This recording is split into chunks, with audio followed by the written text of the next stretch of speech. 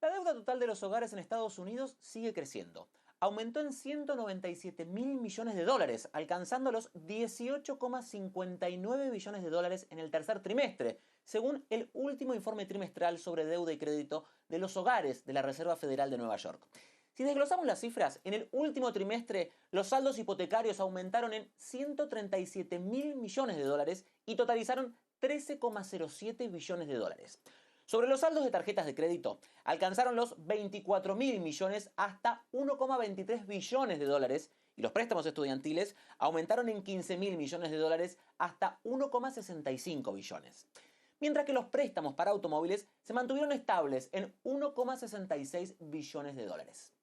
Aunque para los expertos de la Fed de Nueva York la cifra sea una señal de un aumento leve, otros analistas destacan que permanece la incertidumbre sobre el futuro de la economía en el país. ¿Cómo interpretamos el aumento del endeudamiento de los estadounidenses? ¿Y cuál es ahora la mayor preocupación que puede perjudicar a la economía? Para analizar este tema, le damos ya la bienvenida a Isaac Cohen, consultor internacional en economía y finanzas, presidente y CEO de Inverway, quien nos acompaña desde Washington. Isaac, como siempre, un placer tenerlo con nosotros.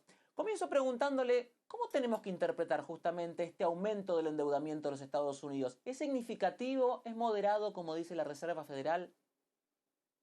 Efectivamente, en un contexto en el cual la economía de Estados Unidos se encuentra enviando señales cruzadas, o sea, no hay una tendencia definitiva que se pueda ver porque por una parte tenemos la inflación alejándose de la meta del Banco Central, llegó a 3% en octubre, la meta es 2%, y también se ha comenzado a moderar la creación de empleo.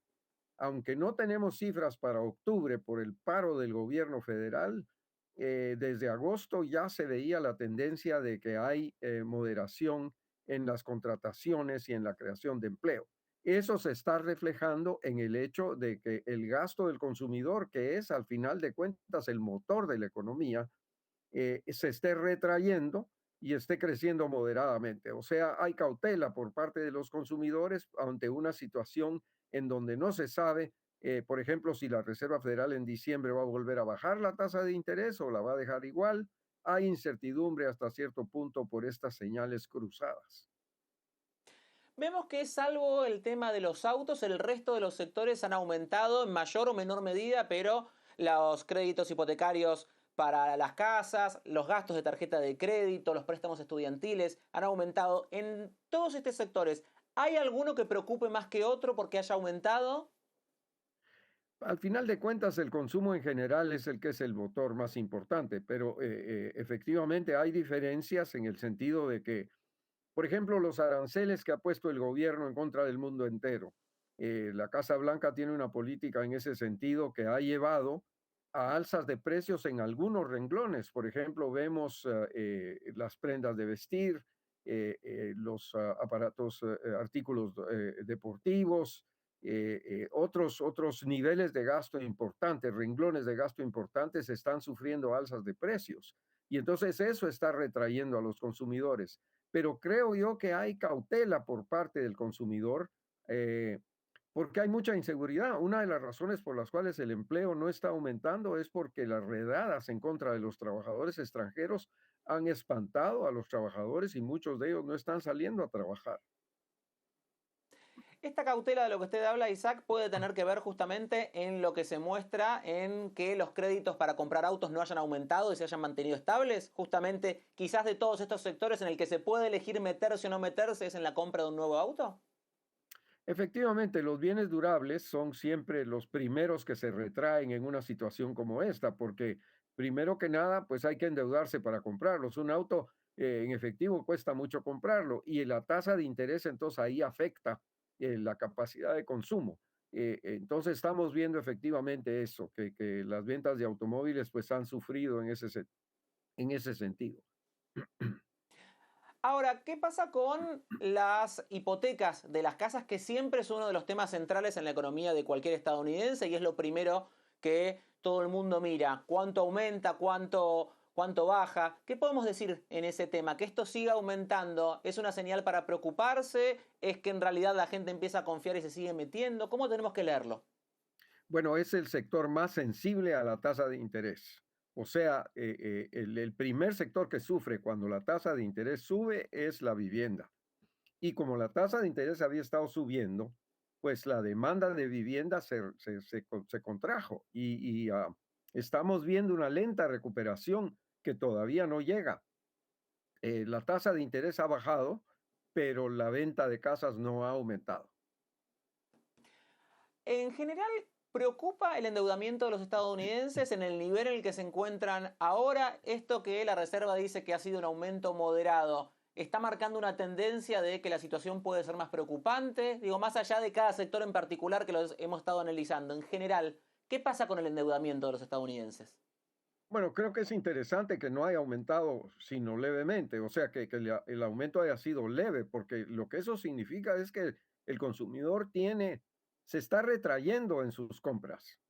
Precisamente se está endeudando menos, porque hay mucha incertidumbre. Por ejemplo, la bolsa de valores ha estado subiendo sostenidamente, pero son pocas las acciones que están aumentando, son las acciones tecnológicas las que están jalando a la bolsa hacia arriba. Los demás renglones de la bolsa no han subido en la misma forma como las acciones tecnológicas, y ese es un indicador de confianza de los consumidores. De manera que leve endeudamiento, cautela de los consumidores, comprensible por la incertidumbre que prevalece en varios renglones. ¿Qué pasa con las tarjetas de crédito y las altas tasas que tienen las tarjetas de crédito? Porque allí sí sigue aumentando el gasto con las tarjetas de crédito y las tasas también impactan directamente. ¿Qué pasa con las tasas y los gastos en tarjetas de crédito?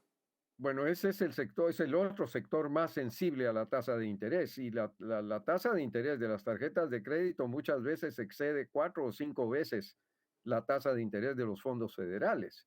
La tasa de interés de los fondos federales puede estar entre 3 y 4%, pero las tasas de interés tienen en primer lugar tasas flexibles, o sea que las tasas se mueven de acuerdo con la tasa de inflación. Y por otra parte, duplican o triplican a veces la tasa de interés que prevalece en el Banco Central. Por ejemplo, es muy común pagar 14, 15, 18% de interés por la deuda en la tarjeta. Y eso es lo que hace que el consumidor sea muy cauteloso, porque endeudarse con la tarjeta tiene un precio muy alto porque las tasas de interés de las tarjetas son flexibles.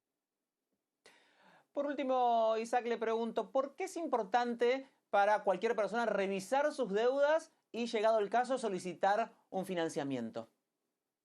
Bueno, yo creo que los consumidores tienen que tener mucho cuidado, sobre todo con la tarjeta. O sea, no exagerar, porque la tasa de interés de los fondos federales se espera que siga bajando, pero las tasas de endeudamiento no bajan con la misma intensidad.